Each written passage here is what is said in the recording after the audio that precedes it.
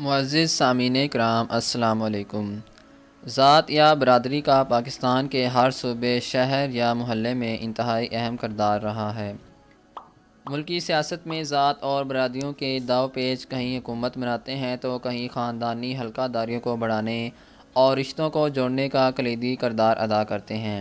ہم کتنے بھی ماڈرن بن جائیں، کتنے بھی اوپن مائنڈڈ شخصیت بن جائیں، ایک سوال جو ہر جگہ کسی نہ کسی موڑ پر ہم سے پوچھا جاتا ہے وہ یہ ہے کہ آپ کی کاسٹ یعنی آپ کی ذات کیا ہے؟ اور آپ جواب میں کچھ بھی کہیں، آپ کا شجرہ نسب نکالنا تو دوسرے کی جیسے کمزوری بن جاتا ہے، اور آپ کے ذہنی معیار کا اندازہ بھی اسی ذات کے معیار کو سامنے رکھ کر لگایا جاتا ہے۔ آج کی ویڈیو میں آپ کو گجر ذات سے آگاہ کیا جائے گا۔ ویڈیو میں آگے بڑھنے سے پہلے اگر آپ نے چینل کو سبسکرائب نہیں کیا تو چینل کو سبسکرائب کر لیں اور بیل کے آئیکن کو لازمی دبائیں تاکہ آئندہ جو بھی ویڈیو اس چینل پر اپلوڈ ہو وہ آپ کو وقت پر ملتی رہے۔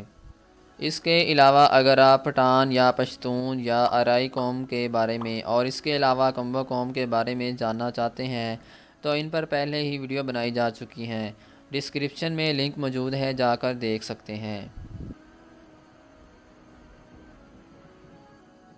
ذہن میں رہے، ذات صرف ہماری پہچان کے لیے ہوتی ہے، اس پر فخر کرنا مناسب نہیں۔ ہم سب سے پہلے مسلمان ہیں، پھر پنجابی، پٹھان، گجر، آرائی، بلوچ، راجپوت، جاٹ وغیرہ ہیں۔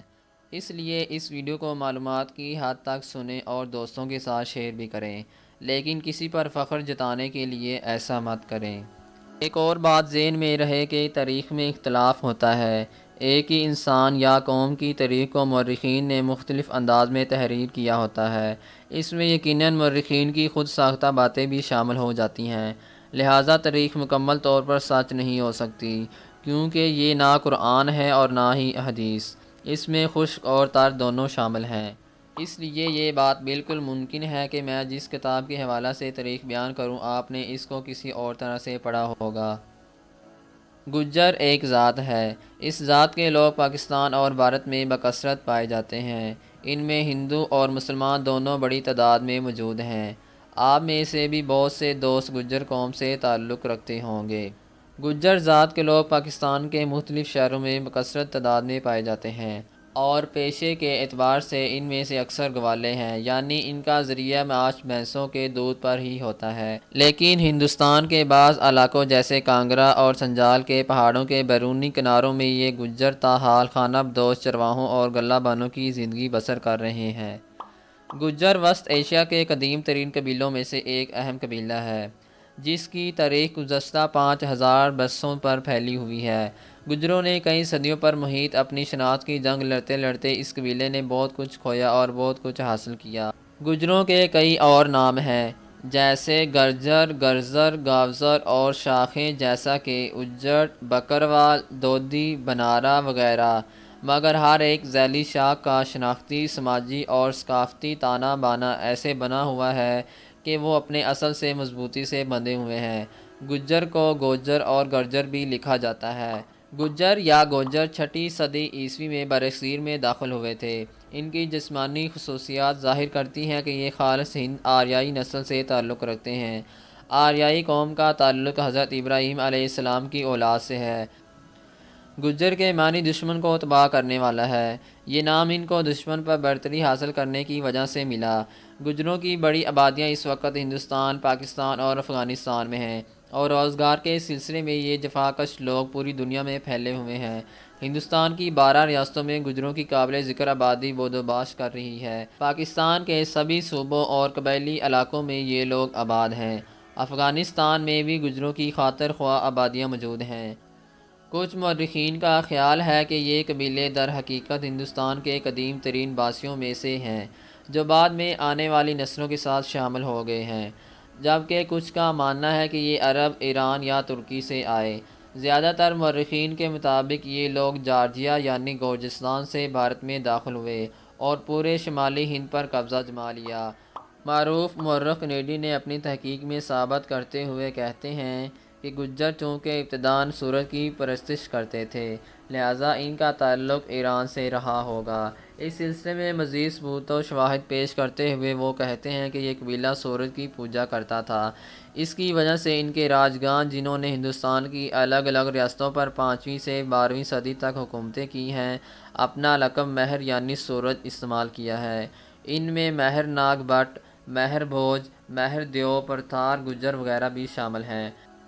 ایک نئی تحقیق کے مطابق گجر ترکی زبان کا لفظ ہے جسے ترکی میں گرزر کہتے ہیں، جو وہاں آج بھی خانہ بدوش قبائل کے لیے اس لفظ کا استعمال ہوتا ہے۔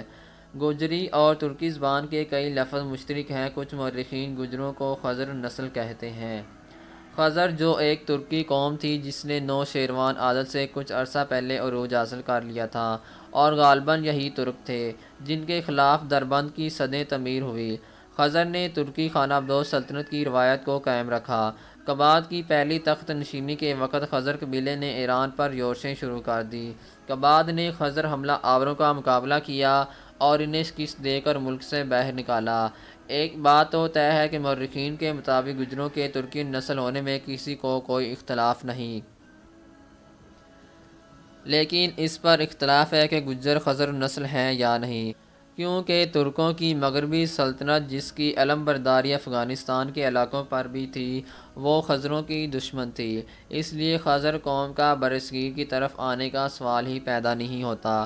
جو ترک قبائل سامانی سرحدوں کے قریب ہمسائے تھے ان میں سے ایک قبیلہ غز تھا اور اسی نسبت سے ترک قبائل کو غز بھی کہا جاتا ہے۔ یہ قبیلہ غز کے علاوہ غزر بھی پکارا جاتا تھا اور یہ کلمہ ترکوں کے ناموں میں بھی آیا ہے۔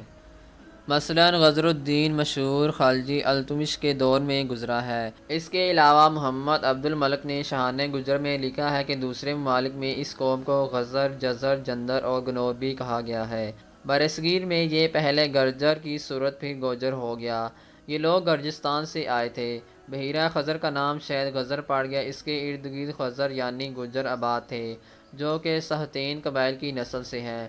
شاہانہ گجر میں اگنی کل کی چاروں قوموں چوہان، چلوکیا، پھڑیار اور پنوار کا ذکر گجروں کے ضمن میں کیا۔ حسن علی چوہان نے تاریخ گجر میں لکھا ہے کہ رامائن میں گجر کے معنی غازی کے ہیں اور یہ کشتری ہیں جو بعد میں گجر کہلانے لگے۔ اس میں سورج بنسی، چندر بنسی، چوہان، چالوکیا، پھڑیار، پنوار اور راٹھوروں کو بھی گجر کہا گیا ہے، مگر ان اقوام نے کبھی گجر ہونے کا دعویٰ نہیں کیا اور نہ ہی گجروں نے کبھی ان اقوام سے اپنا نسلی تعلق ہونے کا دعویٰ کیا ہے۔ جبکہ جہانگیر کا کہنا ہے کہ گجر قوم کے لوگ نوکری نہیں کرتے ہیں، ان کی گزر اوقات دودھ اور دہی پر ہے۔ جلال الدین اکبر نے ایک قلعہ بنا کر اس میں گجروں کو آباد کیا تھا جس کا نام گجرات ہو گیا۔ اس سے ظاہر ہوتا ہے کہ گجر اور گجر کی اصل ایک ہی ہے۔ ہند کے انتہائی شمالی مغربی حصہ خاص کر کانگڑا اور سنجال کے پہاڑوں کے بیرونی کناروں تاحال گجر خانہ بدوش چرواہوں اور گلہ بانوں کی زندگی بسر کر رہے ہیں۔ ان کے نام پر شمالی مغربی برصغیر میں بہت سی بستیاں، قصبے اور شہر آباد ہوئے جو اب تک موجود ہیں۔ چینی مورخ ہیون سانگ کے مطابق ہندوستان میں گجر سلطنت مشرق سے مغرب میں 833 میل تک پھیلی ہوئی تھی جس کا دارالخلافہ بھنمال تھا۔ گجر عہد میں ہندوستان الگ الگ علاقوں اور چھوٹے چھوٹے راجواڑوں میں بٹا ہوا تھا۔ ہر علاقے پر کوئی نہ کوئی قوم یا قبیلہ راج کر رہا تھا۔ ایسے میں گجروں کے اولین نشانات جو گوجری ورثے کی صورت میں آج بھی موجود ہوں ان کو ڈھونڈ نکالنا جوئے شیر لانے کے مترادف ہے۔ گجروں کی عبارت میں اس کے بعد ان کے عروج کا عہد 5ویں صدی عیسوی سے شروع ہو کر 12ویں صدی عیسوی تک جا پہنچتا ہے۔ پھر بھی قدیم وراثتوں کے چھان بین سے گجر ورثے کے نشانات مل جاتے ہیں۔